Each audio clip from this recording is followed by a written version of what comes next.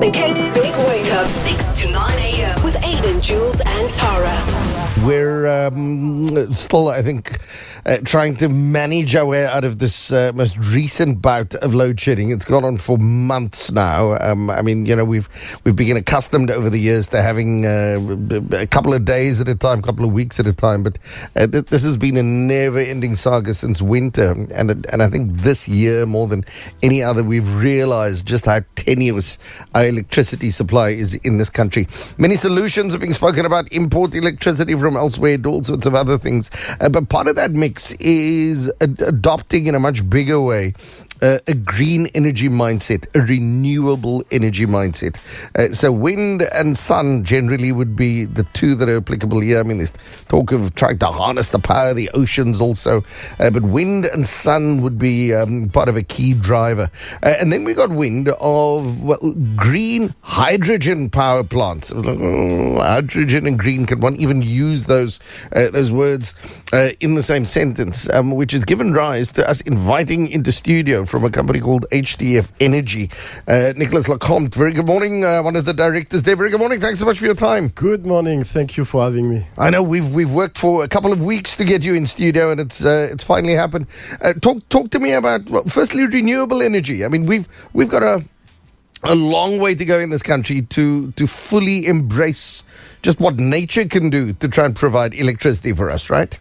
Yes, but I mean, the country has deployed 6 gigawatts of renewables in the last 10 years. Yep.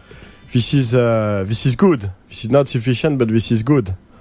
So HDF does that new type of renewables, the green hydrogen power plant. So this is one level above, like it's renewables 2.0. Yeah. All right. Okay. So I will. It's renewables on steroids. I like that.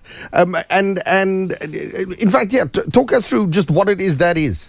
I mean, what we do, we use the green hydrogen as a storage component, and we combine it with the solar energy or the wind energy, and all together, it provides uninterrupted 24/7 power to the grid. So from afar, it would look like a PV plant that we know. But actually, the service to the grid is more comparable to a coal power station. All right, without the damaging effects of coal on the environment. Exactly, and that's the whole point. There is no emission during the operation of the power plant. We call it the Renewstable. So you see, renewables plus green hydrogen has led to Renewstable. So we combine renewables and stability of the power to the grid. All right, and I know you've spent quite a bit of time and you've perfected this type of technology elsewhere in Africa. Talk to us about that. So I mean, the company will celebrate 10 years next week. It has been a company dedicated to that green hydrogen electricity from the get-go. And so I offered to start HDF activities in Africa 2 years ago. I've been on the continent for 10 years, in renewables for 20. I left for Brazil, and I realized I belong here. I want to bring something meaningful to the continent.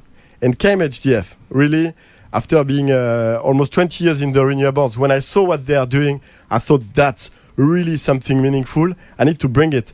And so now today, it's a redistribution of opportunities for Africa. All right. With the green hydrogen. All right. So the focus then is on green energy. The plan, the way I'm seeing how our government is implementing its energy plan going forward. They're saying, listen, as much as we know we need to look after the planet, we've got loads of cheap coal. In fact, I mean, we've just built new power plants and they are still coming online. Our strategy is to burn coal because that's cheap, it's effective. That's the way of producing power.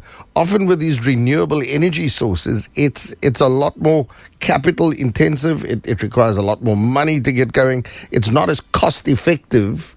It's good, but it's not necessarily as cost effective as burning coal. I would start by saying there is no competition. We are in deficit of power. We are suffering load shedding for years, and this is quite intense those days, and that won't stop tomorrow. So we need more and more solutions. We are developing for 50 plus, HDF is developing 50 plus billion rands in Mpumalanga of green hydrogen power plants. And this is just a fraction of the challenge, fraction of the gap. So at this stage, there is no competition between the sources of power. But now, through those renewable power plants, all is in the initial investment, because your fuel is free. Your fuel is the sun or the wind. But the wind and the PV has become the cheapest source of electricity today. Okay, still intermittent. And because their price lowered so much over the last 20 years, our solution, the green hydrogen power plant, is now today competitive. And also, we are at a point where we were in photovoltaic 20 years ago. So as much as we are making sense today, our competitiveness will increase over time. All right. You talk about how intermittent the solutions can be, because I mean sometimes you just have some months that aren't as sunny as other months. The wind doesn't blow as much as it needs to. I mean, how does one factor those variables into the equation? So this is beautiful, the solution that HDF brought to maturity. There is no intermittency. So we have it's a hybrid power plant on a site.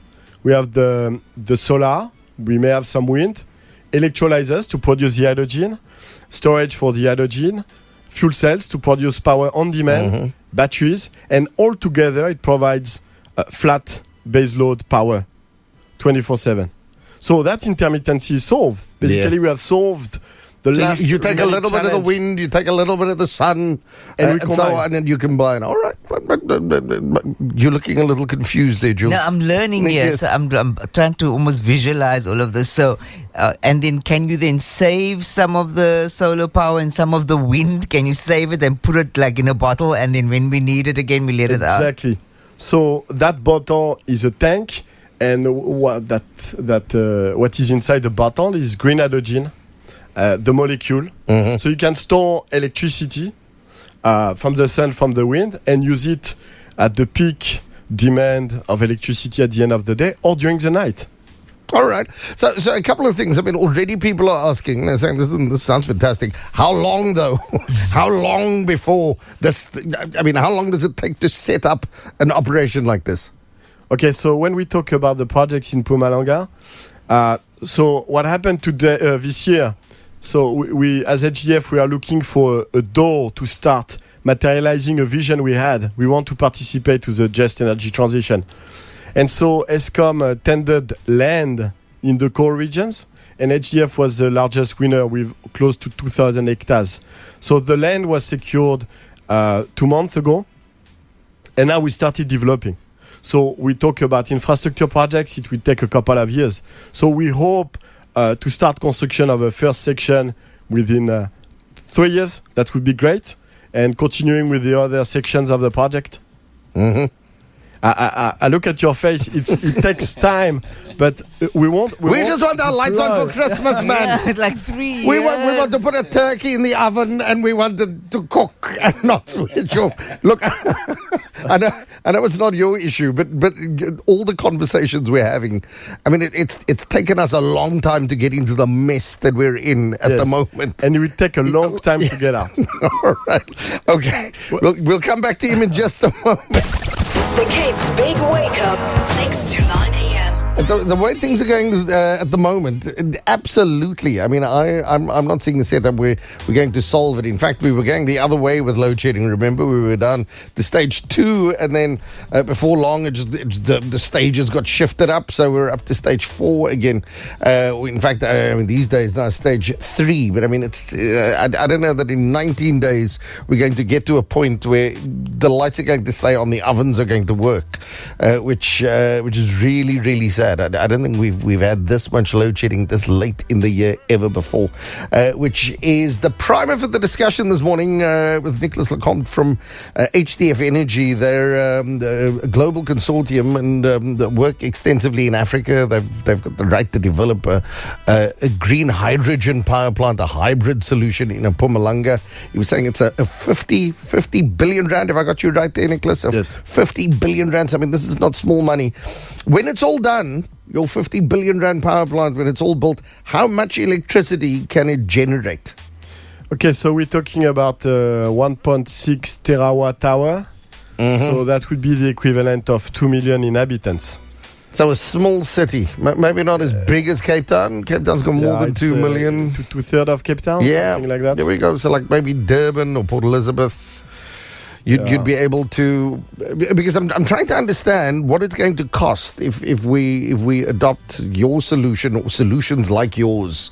How many of these power plants we would need to build? You spoke a bit earlier, but it's the cooperation. It's not competition. It's everybody that needs to work together in order to help. So if we could build one of these just outside of Cape Town, for instance, and another one outside of Durban and PE and so on, we could have them powering and providing power into the grid, right?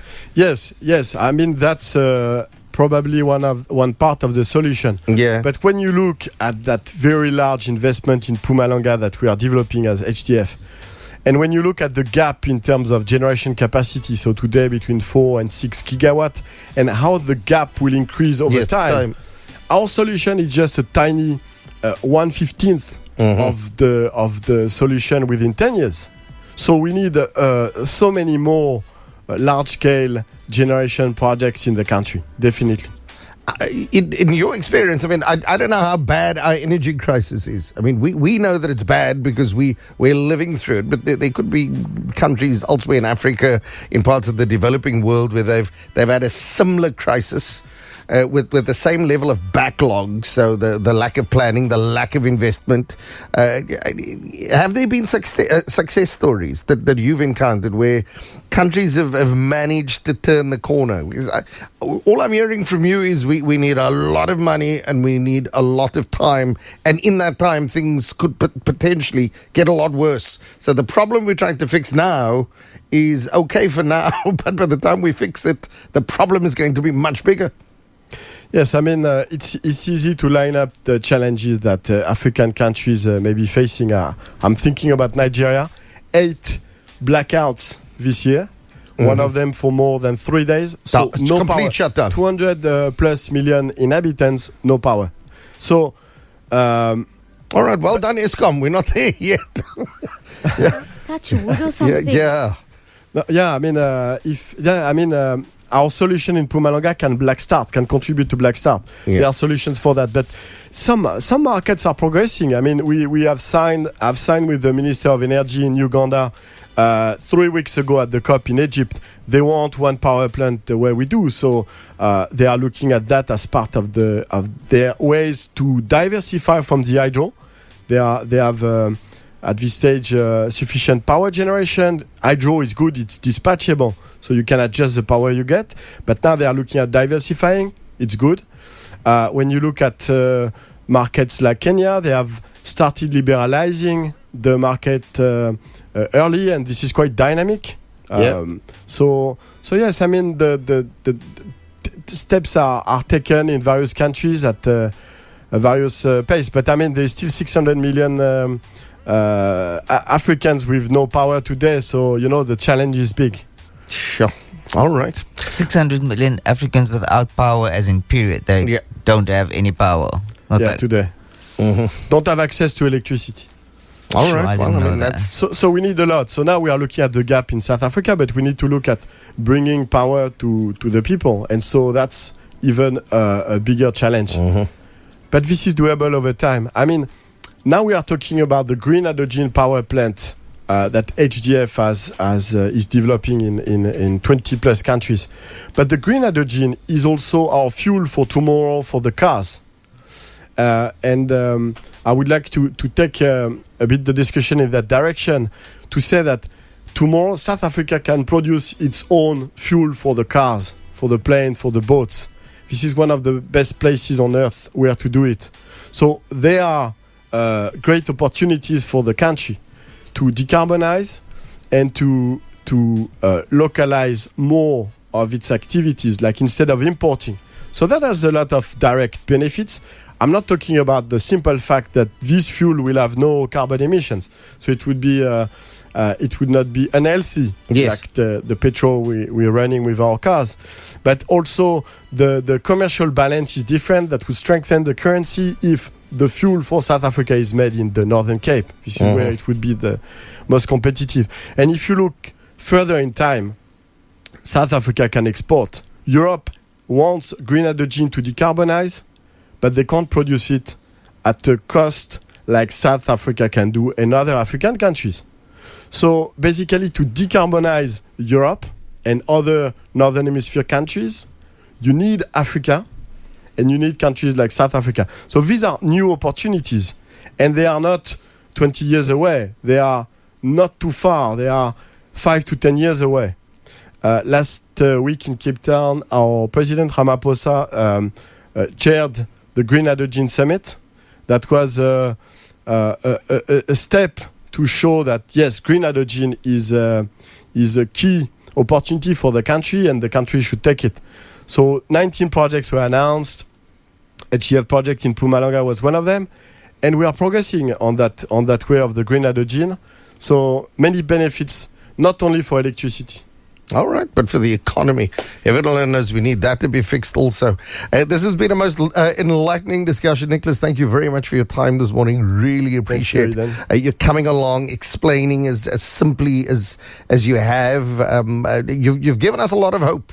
You know, I think sometimes we become so negative around what the problem is that we don't necessarily understand where the solution lies. But with the kind of thinking you and your team are bringing to the market, I think we now understand, or have a better understanding of maybe in 5 to 10 years things can look a whole lot better. So thanks very much for that, sir. Thank you very much. Really appreciate your time. Nicolas Lecomte, he's with a company called HDF Energy. They work on projects not only in this country but all across Africa. The Cape's Big Wake Up, 6 to 9 a.m. with Aden, Jules and Tara.